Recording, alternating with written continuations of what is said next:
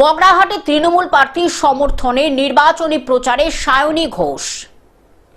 প্রথম দফা নির্বাচন শেষ হতে দ্বিতীয় দফার নির্বাচন যত এগিয়ে আসছে দক্ষিণ ২৪ পরগনা জেলার রাজনৈতিক পারদ ততই ঊর্ধ্বমুখী। আজ ২৪শে এপ্রিল মগরাহাট পূর্ব বিধানসভাতে ব্লক সভাপতি সেলিম লস্করের নেতৃত্বে তৃণমূলের প্রার্থী শর্মিষ্ঠার সমর্থনে যাদবপুর লোকসভার সাংসদ তথা বাংলা চলচ্চিত্র অভিনেত্রী সায়নী ঘোষের উপস্থিতিতে তৃণমূল কংগ্রেসের এক বিশাল নির্বাচনী রোড শোতে জনজোয়ারে ভাসল। মানুষের এই স্বতঃস্ফূর্ত অংশগ্রহণ প্রমাণ করে দিচ্ছে যে মমতা বন্দ্যোপাধ্যায়ের উন্নয়নের হাত শক্ত করতে তারা প্রস্তুত।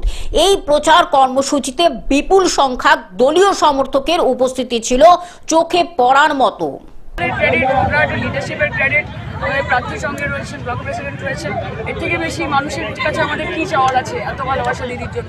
আজকে প্রচারে কেমন দেখলেন? খেলা হবে, খেলা হয়ে গেছে। প্রথম দফাতে ৯২ লক্ষ নাম কেটেছিল বাংলার মানুষের, ৯৩% ভোট। দক্ষিণ ২৪ পরগনা থেকে বাইজিৎ মণ্ডলের রিপোর্ট, গ্লোব নিউজ। এখন থেকে গ্লোব টিভি দেখুন আপনার স্মার্টফোনেও। গুগল প্লে স্টোর অথবা অ্যাপল স্টোর থেকে ডাউনলোড করুন গ্লোব টিভি লাইভ অ্যাপ। এছাড়া জিও টিভি অ্যাপ থেকে দেখুন গ্লোব টিভি লাইভ।